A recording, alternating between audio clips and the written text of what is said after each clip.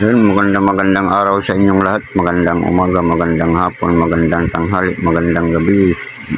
Magandang araw sa inyong lahat saan man kayo naroon. Muli na naman tayo mag-update dito sa Manila Beach. Ayan, ambag na naman sa atin umambag na naman ang mga katakot-takot na basura dahil sa ating pagpabaya sa ating pagtatapon ng mga basura.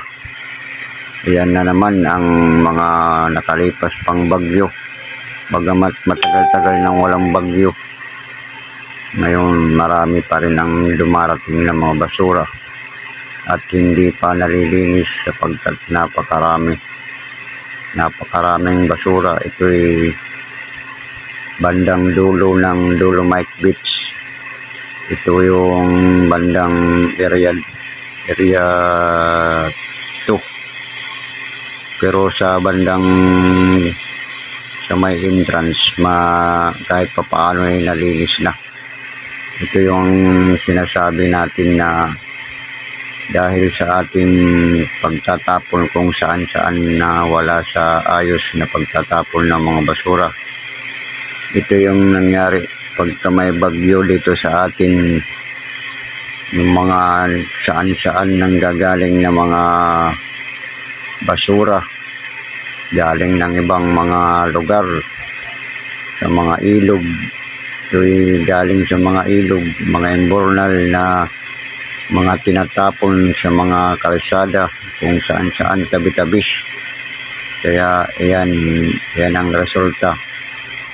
Hindi agad malilinis sapagkat napakarami ang basura. Ayun, basurang marami na bumalik sa atin na tinapon natin na hanggang ngayon ay patuloy pa rin tayo nagtatapon sapagkat hindi natin masupil ang ating mga sarili-sarili sapagkat tapon dito, tapon doon pa rin tayo.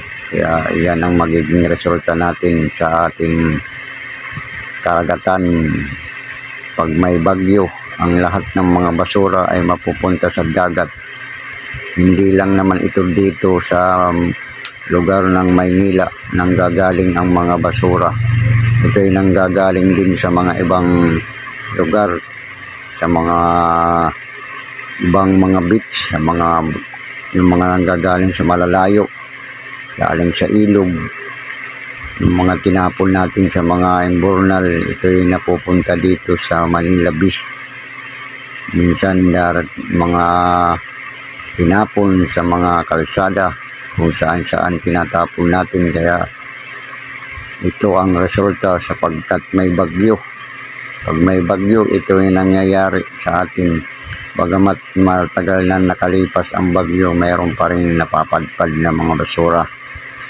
Ayan, ito ay may bandang bungad sa may entrance ay nalilinis na kahit pa paano, pero mayroon pa rin napapadpad na mga basura. Kaya ayan, ito yung mga bandang dulo na daming mga basura.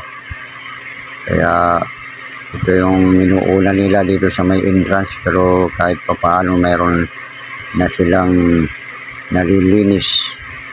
Kaya yung unti-unti nila at pinagtutulungan sa mga volunteer na maglilinis at ang layunin nila na luminis ang Manila Beach sapagkat ito yung entrance na malinis na, pero marami pa rin ang mga maliliit na basura na napapadpad dito sa tabing dagat sapagkat malalakas pa rin ang alon at ang hangin na nagpapadpad dito sa Manila Beach. Kaya yan ang ating dapat mapansin at mabigyan ng kaukulan na wag na talagang magtatapon ng mga basura kung saan-saan. Ilagay natin sa tamang tapunan. Kaya ito yung mangyayari. Katakot-takot na basura na dumarating dito sa ating karagatan. Kahit saan man na karagatan mayroon. Kahit saan na mga beach at sa mga resort at maraming dumarating na mga basura. Kaya iyan ang mga tinatapon natin sa kung saan-saan na tinatapon. Kaya ito ang ating aral, at habang may nagtatapon kung saan-saan, hindi natin masusupil ang ating basura. Marami pa rin. Kaya ito mga guys, ang ating paalala sa ating mga kababayan. Maraming salamat sa lahat ng mga viewers natin, sa mga silent viewers. Salamat sa inyong panonood. Kaya maraming salamat sa lahat ng mga ating subscriber at mga viewers at followers. Salamat sa inyong lahat, sapagkat tayo ay narito upang i-update natin ang nangyayari sa ating karagatan. Hindi man lang dito sa Dolomite Beach, kahit saan mga beach, mayroon mga napapadpad na mga basura, sapagkat bawat bayan, bawat lugar ay may nagtatapon pa rin ng basura kung saan-saan. Kaya hindi talaga maiwasan na mayroon talaga sa tuwing may bagyo ang mga basura. Hindi lang dito sa Dolomite Beach na nangyayari ito. Mayroon din ibang mga dalampasigan na marami rin ng basura, sapagkat hindi talaga maiwasan na tayo ay nagtatapon pa rin sa kung saan-saan na basura. Kaya sana wala nang magtatapon ng mga basura sa atin, sapagkat kung hindi tayo, ayan, dito, mabuti dito sa entrance, ayan, ito yung entrance. Mabuti dito nalinis na, kasi ito yung mga inuuna nilang linisin sa entrance ng Dolomite Beach. Kaya ayan, sana wala nang magtatapon ng mga basura. Lahat tayo ay magsinop sa pagbabasura.